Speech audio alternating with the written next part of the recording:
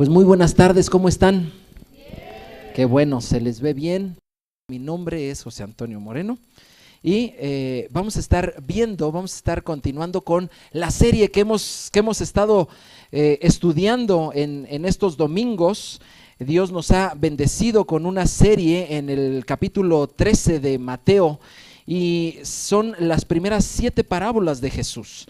Estas 7 parábolas, este conjunto de 7 parábolas, el Señor le llamó los misterios del reino. Mateo 13:10 dice así: entonces acercándose los discípulos le dijeron, ¿por qué hablas en parábolas? Él respondiendo les dijo, porque a vosotros os es dado saber los misterios del reino de los cielos, mas a ellos no les es dado. Jesús le llamó a estas parábolas, así pues, los misterios del reino. Él quería enseñarnos cosas acerca de su reino. Quería enseñarnos cosas que pasarían en el reino de los cielos implantándose aquí en la tierra, cosas que no deberían pasar. Di conmigo, no deberían pasar, pero pasan. Así es. Entonces Jesús nos da esta enseñanza de 7 parábolas para que nosotros no nos tomara por sorpresa lo que tú y yo viéramos en la implantación del reino de los cielos. No vayas a pensar que todo lo que ves en el reino de los cielos está realmente de acuerdo a lo que el Señor quiere, y por eso nos advierte. Por eso Él nos da una señal fuerte de alerta con estos 7 mensajes. ¿Para qué? Para que tú no seas sorprendido. Oye, es que yo no esperaba. Bueno, que pasen cosas. También, segundo, para que no te desilusiones y no tengas un pretexto de decir, no, es que si eso pasa en el reino de los cielos, ¿qué puedo yo esperar? No, por el contrario, para que cuando tú veas cosas que no debieran ocurrir, tu fe en el Señor se afirme. Para que tú con más ganas estudies la palabra de Dios. Para cuando algo te llegue a suceder, tú no te desilusiones jamás de Cristo, porque Cristo no tiene la culpa de cosas que llegan a pasar entre el pueblo del Señor. ¿Estás conmigo? Bueno, ahora bien, estuvimos viendo que una parábola es a manera de repaso simplemente lo voy a mencionar, una parábola es una enseñanza, es una narración pequeña, muy corta, que nos enseña principios espirituales. Vimos que Jesús les enseñó, no enseñaba así, pero empezó a enseñar así a sus discípulos porque lo trataron mal, y entonces dijo, bueno, entonces voy a enseñarles con estas narraciones simbólicas para que mis verdaderos discípulos entiendan lo que les digo. Empezó a comenzar a hablar por clave, ¿verdad? Y aquellos que no quieren recibir mi mensaje, aun lo que escuchen, no me entiendan. Así decidió el Señor Jesús. Entonces Él lo hizo por cuestión de revelación, para que sus discípulos entendieran, pero también por cuestión de justicia, porque Él aclara allí en esa parte del Evangelio, Él aclara y dice, para el que tenga, le sea dado más, y el que no tenga, aún lo que tiene, le sea quitado. Eso es justicia para el Señor. Cuando tú te acercas al Señor, Él quiere que tú te acerques, como ahorita oramos, entregándole todo. Y cuando tú vienes con esa perspectiva, aún lo que tú tienes de bendición te será multiplicado. Pero si tú no quieres avanzar en el reino de los cielos, aún lo que tienes, dice el Señor, te será quitado. Les quiero decir, el Evangelio no está en barata, ¿sí? No hay promoción. El Evangelio es algo muy valioso y Jesús lo valora. Y entonces te quiere decir, valóralo tú también. ¿Estamos de acuerdo? Las primeras parábolas que enseñó, las estuvimos viendo en semanas pasadas. La primera vimos que la semilla es buena, que es la palabra de Dios. Vimos que el sembrador es Jesús y también es bueno. No hay problema ni con la semilla ni con el sembrador. ¿Con qué hay problema? El misterio es que no te extrañe que no todos quieran recibir este mensaje. ¿Cómo? Si es muy bueno, que no te extrañe. ¿Depende de qué? No depende de la palabra. Ay, pastor, es que no les dijo estas palabras. No, la palabra es buena. Es que no vino el orador fulano. No, el que siembra es Jesús.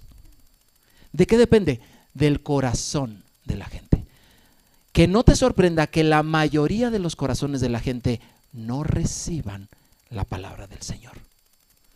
Segundo misterio o segunda parábola, estuvimos viendo acerca del trigo y la cizaña y Jesús nos enseñó, es absolutamente necesario, se remarcó esa palabra, es necesario que el trigo y la cizaña crezcan juntos. Y esto va a suceder así hasta el final del siglo, hasta el final de los tiempos. Entonces, trigo y cizaña van a crecer juntos y esto significa que cristianos verdaderos y cristianos falsos estarán creciendo juntos. Vendrán a la iglesia juntos. Asistirán a las... Aunque usted no lo crea, aunque usted se queje. Jesús dijo, esto que no te extrañe y que no sea pretexto para que tú no dejes de poner atención. Lo importante es que tú seas trigo y no cizaña, porque vieras que se parecen tanto que ni los expertos pueden fácilmente distinguir uno de otro. Pero un día va a haber una distinción y el Señor hará la diferencia.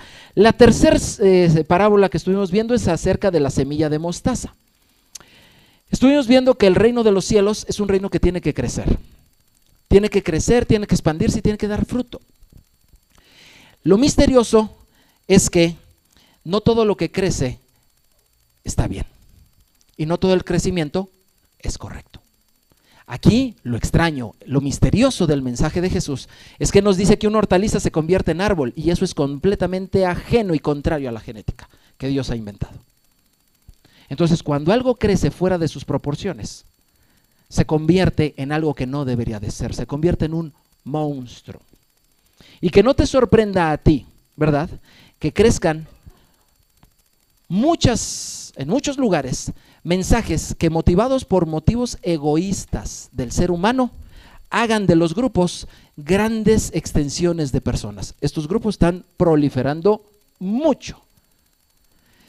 En otra de las parábolas, la que sigue, estuvimos viendo a una mujer panadera. Esta mujer es una mujer que hace pan y esta mujer dice que le pone levadura a la harina. Sabemos que la harina, conocimos que la harina es símbolo de una ofrenda al Señor. Sabemos que el pan es símbolo de alimento, pero también sabemos que la levadura es símbolo de corrupción. Otro de los misterios, otra de las cosas extrañas que tú puedes llegar a ver en el reino de los cielos es que no afuera como la semilla de mostaza, sino adentro en la iglesia. Los que se encargan de preparar la palabra de Dios y compartirla, metan mensajes extraños, elementos extraños que no deberían de haber, para que el pan esté inflado y que alcance para todos. No, que no te extrañe, que no te desanimes y tu confianza siga siendo puesta en el Señor. Pero que no te extrañe, este es un misterio. Pues bien, hoy vamos a ver las dos parábolas que siguen. Mateo capítulo 13, versículo 44. Vamos a ver una parábola que es de un solo versículo. En este contexto estamos viendo las advertencias del Señor y Mateo 13, 44 dice así: además, el reino de los cielos es semejante a un tesoro escondido en el campo, el cual el hombre halla y lo esconde de nuevo. Y gozoso por ello, va y vende todo lo que tiene y compra aquel campo. Muy bien, esta es la parábola del tesoro escondido. ¿Puede usted decir conmigo tesoro escondido? Otra vez, tesoro escondido. Si son matrimonio pueden verse, aproveche, véase y diga tesoro escondido. ¿Verdad que más de una sonrisa salió por allí? Ok, muy bien. Esta es la parábola del tesoro escondido. Yo no sé si usted la ha escuchado alguna vez. Este es el versículo que tiene la parábola, nada más es uno. Y le voy a decir que hay tres elementos. Vamos a hacer lo que Jesús hizo. Esta parábola ya no la explicó Jesús. Las dos primeras sí, pero ya estamos en la quinta parábola, son 7. Estamos a punto de terminar. En esta sesión y otra, pero si Dios no lo concede, estaremos terminando.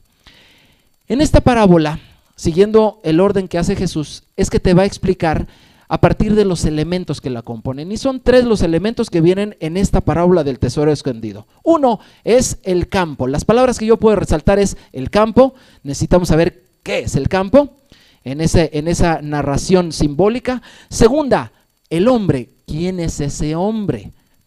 Que en un campo encuentra, y este viene el tercer elemento, el tesoro. Entonces son el campo, el hombre y el tesoro. Estos son los elementos que nosotros tenemos que conocer. Te voy a decir qué te dicen si tú investigas, si tú empiezas a buscar referencia, literatura, concordancias, comentarios bíblicos, mensajes, prédicas y todo. Te voy a decir lo que generalmente, di conmigo generalmente. No dije correctamente, dije generalmente escuchas. Generalmente te dicen que esta parábola, que el campo, pues el campo es el evangelio, y que el tesoro es Jesús, y que ese hombre es el hombre pecador. Eso es lo que muchas veces te dicen. Entonces un hombre va y en ese campo, en el evangelio, encuentra un tesoro que es Jesús. Y es cierto, Jesús sí es un tesoro. Pero este tipo de interpretaciones deja a un lado la seriedad de un estudio real de la palabra de Dios. Hay reglas para poder estudiar la palabra de Dios que se han seguido durante mucho tiempo. Y una de ellas es que todo texto debe de ser leído en su contexto. Tú no puedes sacar un versículo así como este tipo de interpretación y hacer lo que tú entiendas y que se escuche más o menos bien. Nosotros tenemos que este versículo está dentro de esta serie de parábolas y que Jesús ya ha explicado. Bueno, en primer lugar, el campo pues no es el evangelio. ¿Cómo lo sabemos? Allí mismo en Mateo 13:38. Si tú tienes tu Biblia abierta, ahí en Mateo 13:38 nos dice que el campo es el mundo. ¿Qué es el campo? El mundo. El campo no es el evangelio. Lo que Jesús nos estaba diciendo es que el campo es el mundo. Y un versículo antes nos dice quién es el hombre de todas estas parábolas. Tiene un título allí. El versículo 37 te va a decir quién es ese hombre. El hombre es, dice allí, el Hijo del Hombre. Ese es uno de los títulos para Jesús. Jesús inclusive él lo utilizó. Él se autonombró el Hijo del Hombre. ¿Sale? Entonces, ¿cuál es el campo? El mundo. ¿Y quién es ese hombre? Jesús. Jesús es el hombre que está precisamente que en un campo, que en el mundo se encuentra un tesoro. La pregunta es, ¿quién es ese tesoro? No necesariamente. Es cierto, la palabra es un tesoro, pero hay cosas que no terminan de cuadrar. Por ejemplo, dice aquí que encuentra un tesoro, ¿verdad? Y lo vuelve a esconder. Si fuera la palabra, ¿verdad? Estaríamos diciendo que encuentras la palabra y la vuelves a esconder. Hay cristianos que sí hacen eso, y no deberían. No, va a ser calabala, dijera por ahí. No, ahorita lo vamos a ver, no se preocupen, no son adivinanzas. Les voy a llevar a las escrituras que les va a decir quién es ese tesoro. Les agradezco mucho su entusiasmo y sé que están pero metidos en o sea, quieren saber qué significa la parábola. Hacen bien porque son verdaderos discípulos de Jesús. Hay premio, claro que sí. El Señor Jesús les concederá cosas.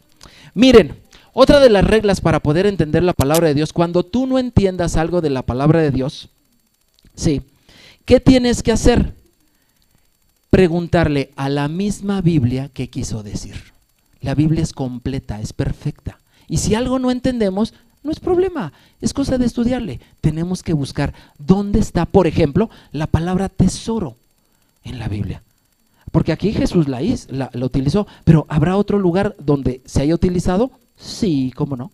Tú buscas en otro lugar la palabra tesoro y en Éxodo capítulo 19:5, te voy a pedir que vayas allí se menciona la palabra tesoro y ahí se descubre cuál es este misterio. Éxodo 19:5.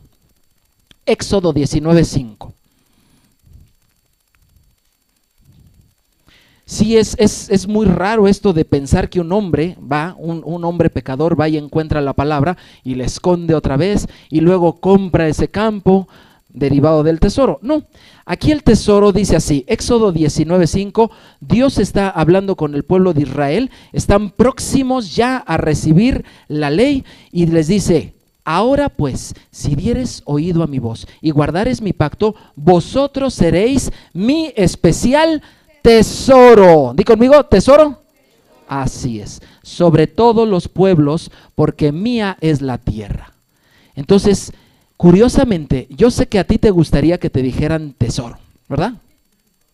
Es más, si pueden decirte tesorito, sonaría más cariñoso. Te voy a decir, estas palabras Dios se las dijo al pueblo de Israel. ¿A quién se las dijo?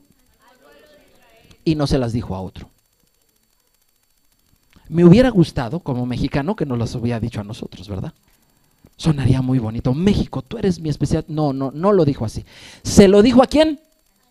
A Israel. Y se las dijo justo antes de darles la palabra de Dios. Tú vas así, si tú quieres serás mi especial tesoro. Cosa curiosa, hasta el día de hoy, en las bodas judías, hasta el día de hoy, el novio se le declara así. Esta es la declaración que hace a su esposa. Si tú me sigues, tú oyes y tú estás conmigo, tú serás mi especial tesoro. Haciendo alusión precisamente a las palabras de Dios. O sea, estamos en presencia de una declaración romántica de amor. En eso estamos. Tomen nota, chavos. Tomen nota. Tomen nota, chavas, para decirle el día que me quieras decir algo.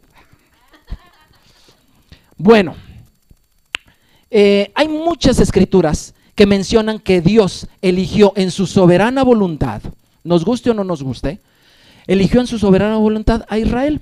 Les voy a dar dos citas más. Deuteronomio 14:2. Deuteronomio 14:2 dice: porque tú eres pueblo santo al Señor tu Dios, y el Señor te ha escogido para que le seas un pueblo único entre todos los pueblos sobre la tierra. Y por último, Salmo 135:4. Salmo 135:4. Dice así: porque el Señor ha escogido a Jacob para sí. Acuérdense que a Jacob le cambiaron el nombre. ¿Cómo se llamó después? Israel, exactamente. Entonces, porque el Señor ha escogido a Jacob, o es decir, a Israel para sí, a Israel por posesión suya. ¿Quién es ese tesoro del cual Jesús está hablando?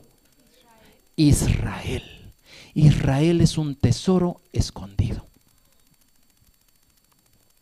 Que no te extrañe, y aquí viene el misterio, que no te extrañe que en el mensaje, en el reino de los cielos, este mensaje, esta interpretación inclusive se ha escondido.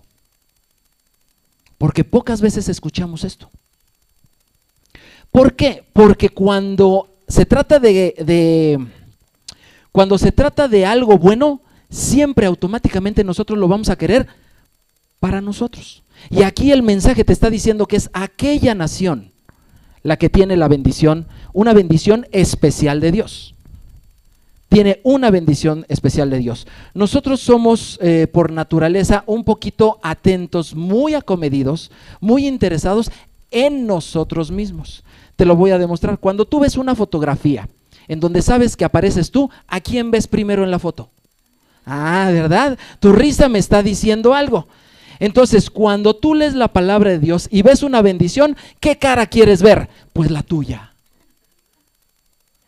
Y en esta ocasión el Señor te dice que Él tiene un tesoro escondido. 3 verdades que te quiero dejar con esta, porque tenemos que ver la otra. 3 verdades. La primera: Israel es un gran tesoro. Segunda: Israel es un tesoro escondido. Y tercera: Israel es un tesoro que será revelado. Y vamos por partes, ¿sale? Vámonos por partes. La primera: Israel es un gran tesoro. ¿Será un gran tesoro esas personas? ¿Son humanos como tú y como yo? Dios las escogió en su soberanía, pero ¿en realidad serán un gran tesoro? Te voy a decir. Por ejemplo, hay evidencia de que son un gran tesoro. Los avances en ciencia y tecnología que esa nación ha alcanzado son enormes, enormes. La humanidad entera le debe avances en la medicina, por ejemplo. Miles, millones de personas no se han muerto gracias a sus productos farmacéuticos. En la tecnología los avances son tremendos. El celular que tienes ahorita en la mano no funcionaría si no fuera por ellos, por ejemplo. Los avances son impresionantes. De hecho, son el país con el número de premios Nobel per cápita, es decir, por cabeza más alto del mundo. Yo sé que Estados Unidos tiene la cantidad más grande de premios Nobel, sí, pero ve la cantidad de gringos que son en comparación a Israel. Solamente son 14 millones en todo el mundo, 7 allá adentro y 7 que andan afuera. En el estado de Puebla tenemos casi una población equivalente, somos 6 millones aquí en el estado de Puebla. Otra cosa por la cual Israel puedas considerarlo un tesoro, es el campeón en la creación de empresas éxito mundiales, las llamadas startups. ¿Quieres una buena idea? Ellos la tienen. ¿Sale? Pero lo que más me llama la atención, Israel es un gran tesoro, porque nada más y nada menos, Israel ha sido el encargado de ser el guardián de las Sagradas Escrituras. Israel es un gran tesoro. Muy bien. Ahora, ¿lo eligieron por su chula cara? No. De hecho, Dios se los dice, no pienses que te elegí ni porque eran muchos, ni porque eran sabios, ni porque eran importantes. Al contrario, los elegí porque eran un pueblo chiquito, casi insignificante. Por eso los escogí. Digo, por si querías el dato. Y eso nos da la pauta también. Si tú te sientes elegido por Dios, eso te da la pauta de que sepas los parámetros por los cuales Dios te eligió también a ti, igual a mí. Segunda, Israel es un tesoro escondido. Dijimos que no puede ser el evangelio ese tesoro porque la palabra de Dios no está escondida, se conoce en todo el mundo. Pero Israel sí es un tesoro escondido, fue escondido en la historia y es escondido en el evangelio. ¿Cómo que escondido en la historia? A ver, les voy a comentar. Israel es una nación formada por 12 tribus, eso lo sabemos, ¿verdad? De esas 12 tribus vivieron juntas en una misma nación durante los jueces y hasta el tercer rey, pero en el cuarto rey se separaron. Se separaron y 10 tribus fueron el reino del norte y 2 tribus, ¿sí? Judá y Benjamín, fueron el reino del sur. Ambos reinos se portaron mal, hicieron lo que a Dios le desagrada y Dios los castigó, porque Dios a todo el que ama, castiga. No crea que es idea mía, lo dice la Biblia. Diga usted conmigo, Dios me ama. Ya sabe que sigue. Entonces los castiga. ¿Cómo los castigó? Al reino del norte llegaron los asirios, se los llevaron y jamás en la vida volvieron a regresar a Israel. Jamás. Esas 10 tribus, ¿cuántas tribus? 10 tribus se mezclaron entre todas las naciones de la tierra, no volvieron jamás. Es más, muchos de ellos ni saben que son judíos. El día de hoy hay mucha gente alrededor del mundo, amarillos, blancos, rojos, morenos, de todos los colores, que traen sangre judía y no lo saben. ¿Por qué? Porque fueron escondidos entre las naciones. Y esas 2 tribus, las del reino del sur, pues como también se portaron mal, años después se los llevaron los babilonios, un rey con nombre de trabalenguas. Ayúdeme por favor, ¿cómo se llamaba ese rey? Exactamente, ese mero. Se los llevó. 70 años después, la mayoría de ellos sí regresaron a Israel, y el día de hoy los judíos que usted puede llegar a conocer, en su mayoría son descendientes de estas 2 tribus. ¿Sale? Son descendientes de estas 2 tribus. Bueno, así que quedaron escondidos en medio de las naciones, pero también quedaron escondidos del evangelio. Están escondidos. ¿Sabía usted que el evangelio es un mensaje que originalmente es solo para judíos? Sí se lo habían dicho.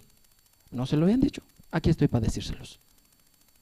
El mensaje del evangelio era por judíos, para judíos y nada más que judíos. ¿No me cree usted? Acompáñame en las escrituras. Mateo capítulo 15, específicamente el versículo 24. Y mientras llega le voy a decir, Jesús no pasaba por ciudades que no fueran judías. Él en una ciudad que no fuera judía, mira, le daba la vuelta.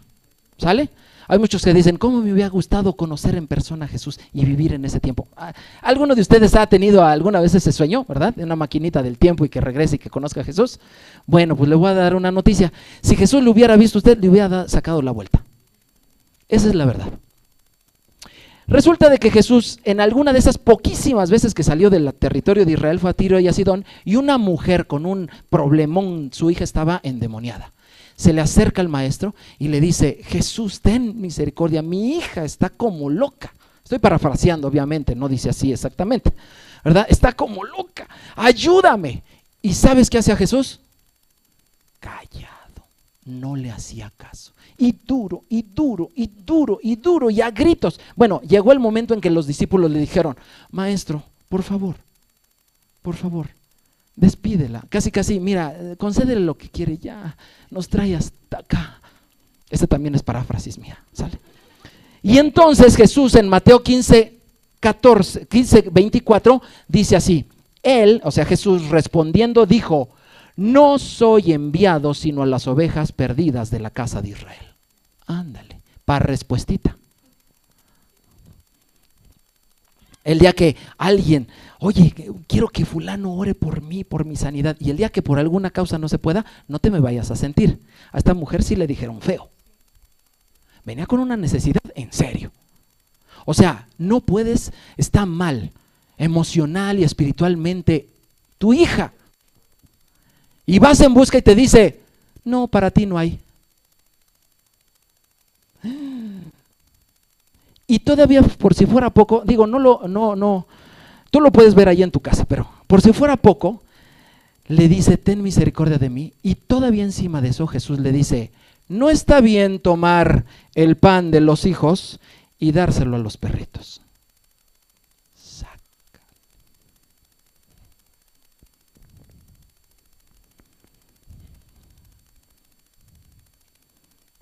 El día de hoy, si tú vas con un judío y le preguntas la hora, es posible que ni caso te haga.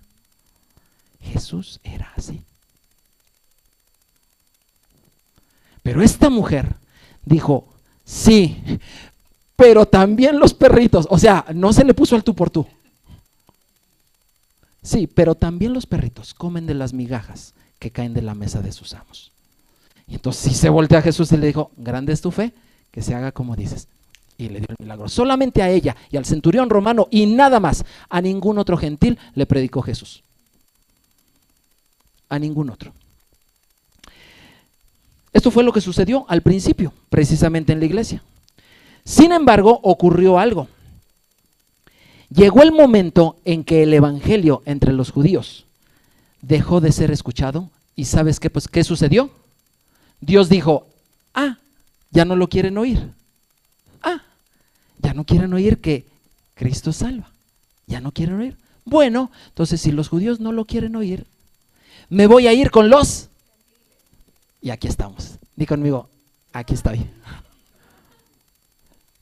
Y por causa de que ellos no lo quisieron oír, fue que Dios nos los empezó a enseñar a nosotros. El hecho de que tú tengas en tu mano un libro judío traducido a tu idioma, es porque Dios cerró la oportunidad temporalmente para ellos y escondió a Israel del mensaje y te está dando la oportunidad a ti y a mí.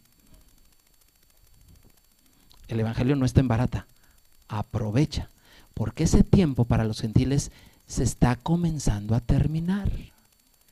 El día de hoy hay más judíos creyentes en Jesús que nunca antes en la historia, y el Señor Jesús va a empezar a voltear a los de su sangre. Va a empezar otra vez a voltear hacia ellos. ¿Y qué crees que va a pasar con el tiempo de los gentiles? La Biblia dice, se va a terminar. Si a alguien le tienes que predicar de Cristo, hazlo ya. Porque va a haber un tiempo en que los oídos de los gentiles van a ser cerrados al mensaje de la Biblia.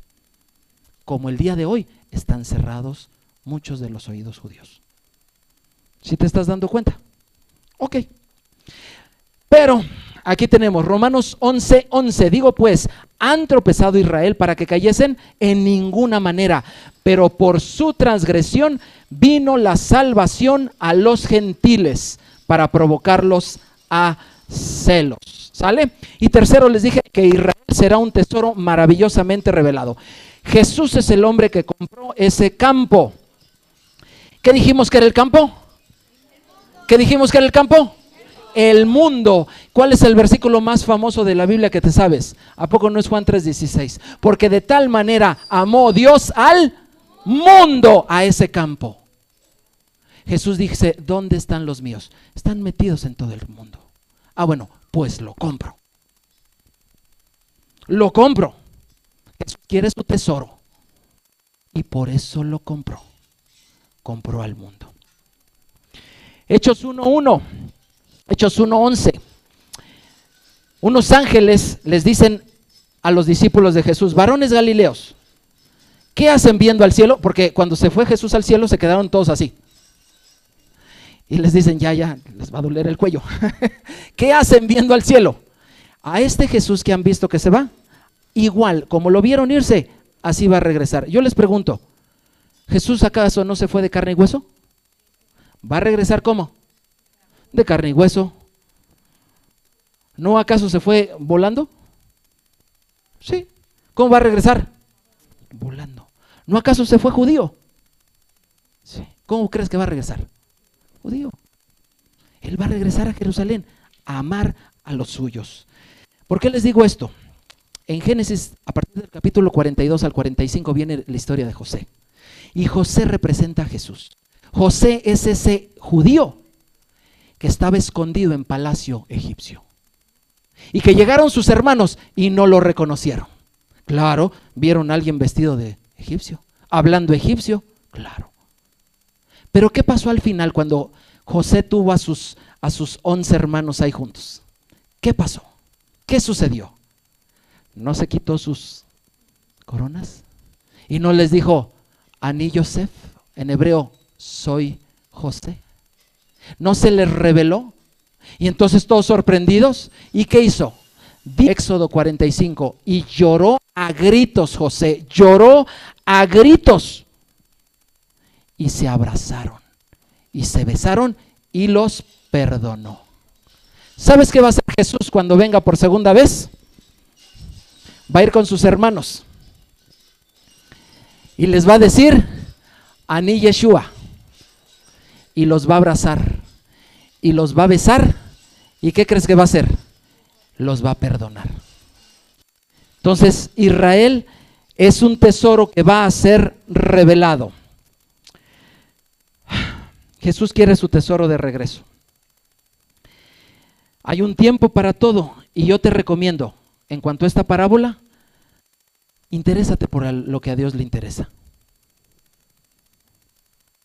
No corres el error de pensar que Israel es perfecto, porque no es perfecto. Son humanos, exactamente, y tienen su cultura diferente de la nuestra. Pero si Dios los ama, ¿por qué la iglesia es tan omisa en ellos? Si Dios los ama, ¿por qué somos tan alejados? El Jesús que va a venir, si tú no amas a Israel, te lo digo, el Jesús que va a venir por segunda vez, si tú no amas a Israel, no lo vas a reconocer. Porque te han pintado un Jesús griego, porque te han pintado un Jesús que no es como en realidad es Jesús. Tú tienes que aceptar la identidad de Jesús, de tu maestro. Vamos a la siguiente parábola. Mateo capítulo 13, versículos 45 y 46.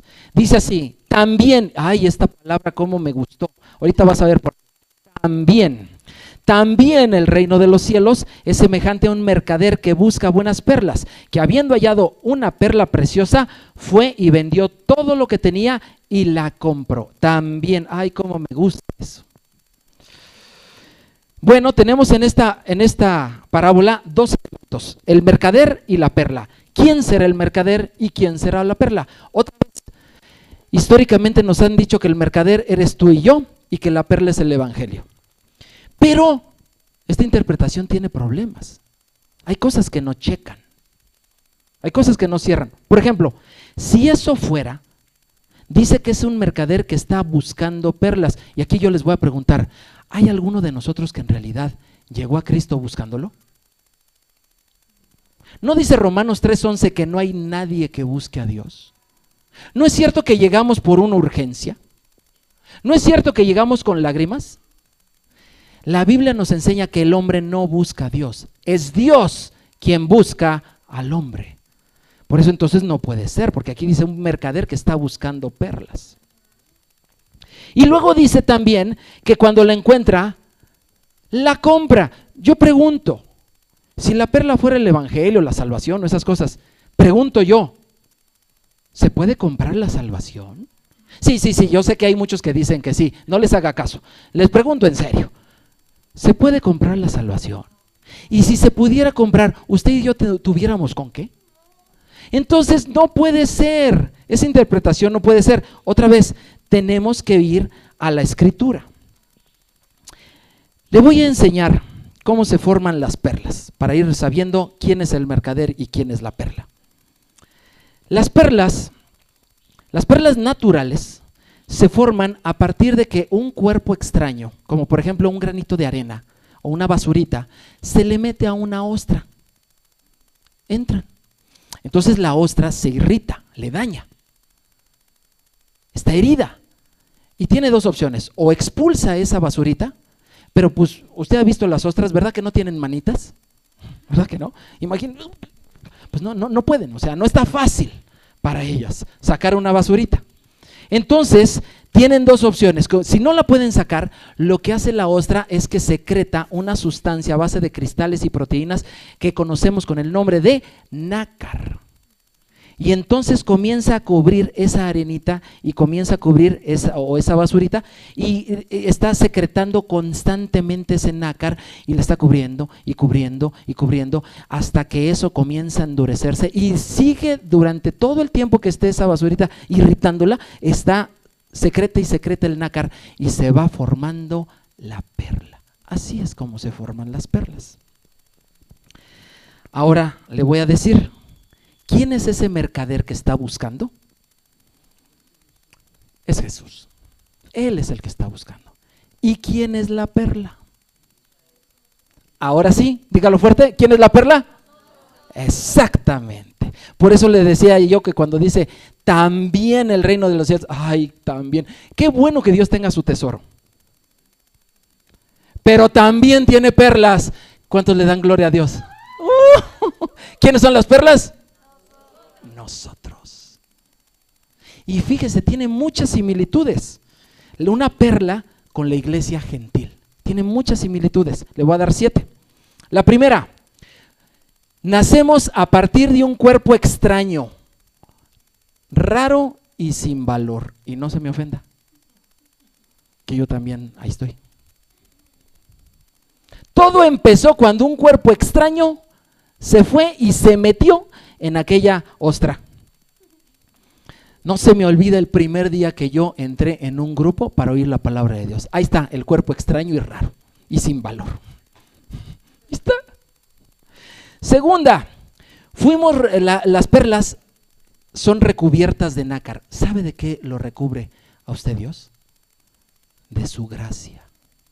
Y otra vez, y otra vez. Y no sabemos nada de la palabra, no le hace. Mi gracia es para ti. Y me equivoco todos los días, no le hace. Yo te voy a hacer algo precioso. Tercera, el nácar se hace sólido y hermoso.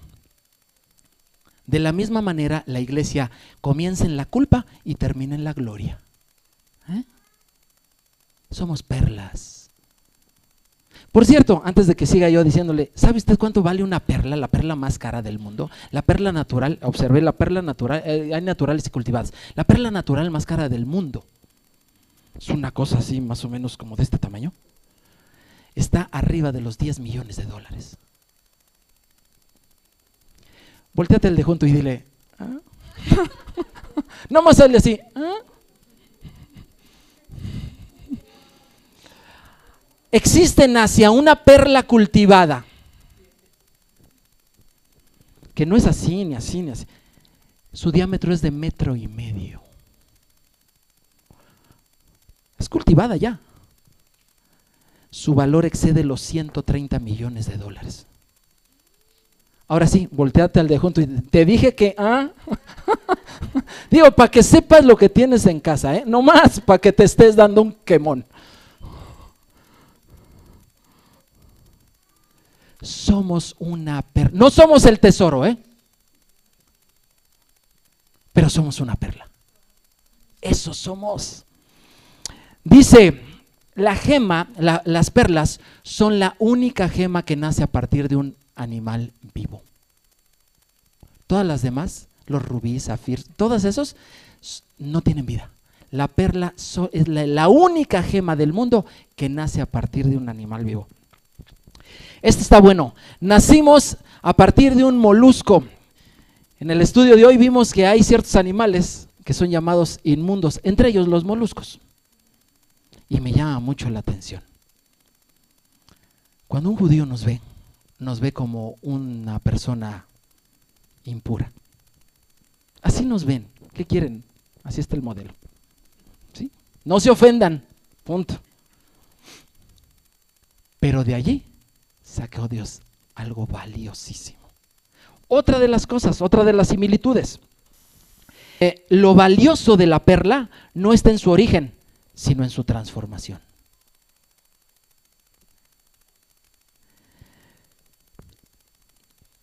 Otra más. Las perlas son sacadas del fondo del mar, ahí del oscuro, para que brillen en un aparador de joyería. ¿Qué tal? Y por último, la perla es la única gema que no puede dividirse. Si se intenta dividirse, se destruye. Nosotros somos esa perla. Y le voy a leer 1 Corintios. Necesito ir cerrando con esto. 1 Corintios 1, 26 al 31. Dice, mirad, hermanos, vuestra vocación, que no, 1 Corintios 1, 26. Mirad, hermanos, vuestra vocación, que no sois muchos sabios, según la carne, ni muchos poderosos, ni muchos nobles, sino que lo necio escogió Dios para avergonzar a lo sabio. Y lo débil del mundo escogió Dios para avergonzar a lo fuerte. Y lo vil del mundo y menospreciado escogió Dios, y lo que no es para deshacer lo que es, a fin de que nadie se jacte en su presencia. Mas por el cual estáis vosotros en Cristo Jesús, el cual nos ha sido hecho por Dios sabiduría, justificación, santificación y redención, para que, como está escrito, el que se gloría, gloríese en el Señor. Eres la hermosa perla de Dios. Pero si de algo vas a presumir, presume de Cristo, nada más. Porque por Él tú eres salvación, justificación, redención. Pablo nos confirma que efectivamente el Señor no se fijó en nosotros por ser valiosos. Nosotros somos valiosos porque el Señor se fijó en nosotros, que es diferente. Y quisiera yo decirles esto, ¿cómo se encuentran las perlas? ¿Cómo se logran encontrar las perlas? Encontré un salmo, el Salmo 45:11, que dice, Él deseará tu hermosura, inclínate a Él, porque Él es tu Señor. Así dice, Él deseará tu hermosura, inclínate a Él, porque Él es tu Señor. Les quiero decir esto. La perla, no olvidemos, es el producto de una ostra herida. Es el producto de una ostra que ha sido lastimada. Es el producto de una ostra que ha sido molestada y herida. Esa es una perla. Y la ostra tiene dos opciones: sacar ese cuerpo extraño o bien recubrirlo con el nácar. De la misma manera tú tienes dos opciones. Tú tienes dos opciones. Sacar de tu vida a todos y a todo lo que te ha hecho daño y te ha herido, o bien cubrirlos de la gracia del Señor. Tú decides. Cuando la ostra logra sacar el cuerpo extraño, anda sola y vacía, feliz, pero sola y vacía, como quieren hoy vivir los jóvenes.